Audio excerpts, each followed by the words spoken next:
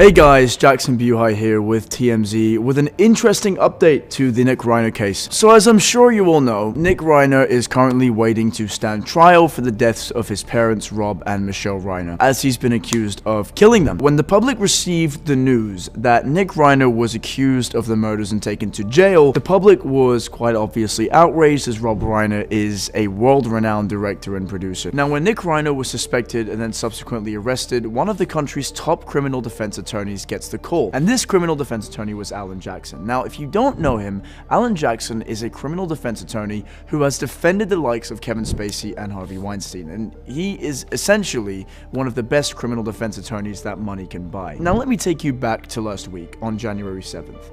It was a huge day for the Nick Reiner case. Hundreds of people surrounded the courtroom as Nick Reiner was supposed to be arraigned and then officially charged for the murder of his parents. Now, we had producers in that courtroom, and what they told us with regards to what Nick's lawyer said is truly shocking. At the very last minute, Nick's criminal defense attorney, Alan Jackson, pulled out of representing him entirely. As you know, my name is Alan Jackson.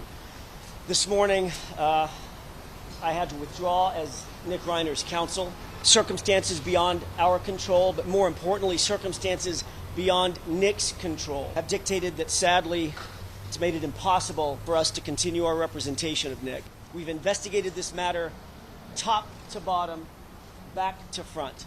What we've learned, and you can take this to the bank, pursuant to the laws of this state, pursuant to the law in California, Nick Reiner is not guilty of murder.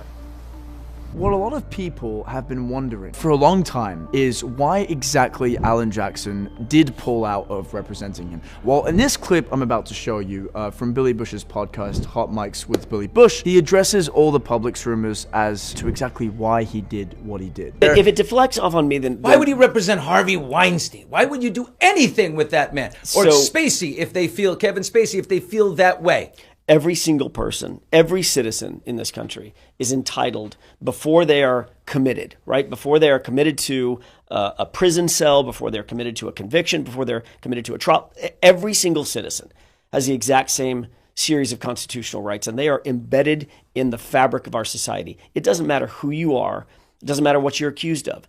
The government has to get it right every single time. So again, his views are crystal clear. It doesn't matter if you're Harvey Weinstein or Kevin Spacey, or even Nick Reiner in this case. Constitutional rights aren't reserved for the popular or the sympathetic. They are for everybody. And when the government wants to put you behind bars for the rest of your life, they better have every single detail perfect. And that's the standard. Alan Jackson walks you through what happens. Obviously, the Reiners unfortunately get murdered, and from Alan Jackson's perspective, he gets the call, and here's what happened. Let's roll the clip. I got the call. I was in New York at the time on another case, and I got the call in the very, very early morning hours of the 15th. It was just hours into the circumstances. Was the person on the other end of the phone call, this was, we want, as tragic as the event is, we want to help our brother too? Again, I can't, I don't mean to be coy, and I know you got to ask the questions, and a lot of people are interested, but I have to show fealty and loyalty to the confidentiality that attends that kind of phone call, that kind of communication. I can tell you that immediately thereafter, I dropped everything. I sent out a notice to my team here back in Los Angeles. So, for 3 weeks, Jackson and his entire legal team worked around the clock on this case, and then on arraignment day, something shocking happens. He walks away, and people were asking why, and what information did Jackson have that made him want to step down from the case? People were wondering, was it because he felt he didn't have a good enough case? Was it an unwinnable case? Was it something else? As people online have speculated, was it because Nick suddenly couldn't afford Jackson's retainer's fee? So the big question everybody's wanting to know the answer to is, why did you step away? That's a confidential communication between a lot of folks that I'm not willing to disclose. Is it a money thing? You can't say that. You can't say that, Billy. You can't say that something happened with the retainer, because I've never said that. So I don't want you to put that. No? I mean, not like the actual retainer number, but the retention of you. Right. So obviously something happened with my ability and my team's ability to continue the representation.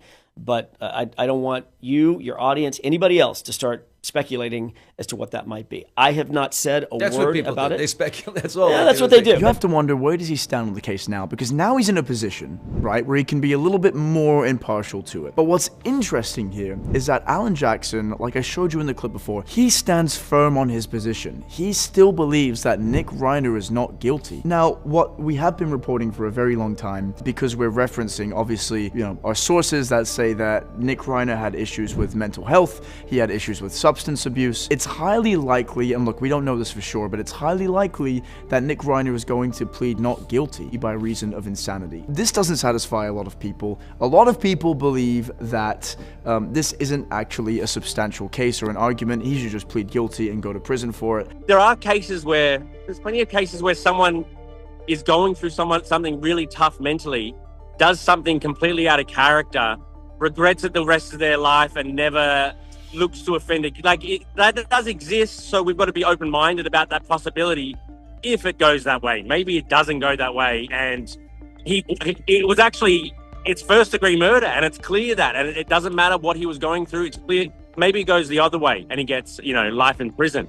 We're highly interested to know, what do you guys believe in the comments? We read the comments every single day. So if you think that not guilty by reason of insanity is a substantial plea, please let us know. But if you don't, obviously, you feel free to make your argument in the comments down below. Now, the case is in the hands of public defender Kimberly Green. Jackson has said that he has a lot of faith in the public defender's office. He says he has a lot of faith in Kimberly Green and a lot of faith in their representation. He has called them, quote, outstanding legal professionals. So Nick was sat towards the back of the room, but he looked rather calm. He stayed seated for the majority of the time, did stand up to speak with Alan as he was introducing him to the new defense attorney, Kimberly Green. He looked pretty pleased. He was very calm and stoic. Alan Jackson had been talking to him, and he received some sort of information that he was in agreement with. It seemed like that he took the transition very well with this new public defender. But Billy Bush asked the million-dollar question, can Jackson come back to the case? Once a case is in the hands of a public defender, can it come out? Once I'm done, I'm done. I've withdrawn. That's all I can say. I've withdrawn. So there you have it. Alan Jackson believes Nick Reiner is not guilty under California law, but something made him walk away after 3 weeks of intense preparation, and he'll likely be holding on to that information, publicly at least, for a very, very long time. So guys, what do you think happened? Drop your theories in the comments below. Was it family drama? Was it legal conflict? Something we haven't even considered? And make sure you're subscribed with notifications on, because this case is just getting started, and we'll be covering every single twist and turn. As always, I'm Jackson Buhai, and I will see you in the next one.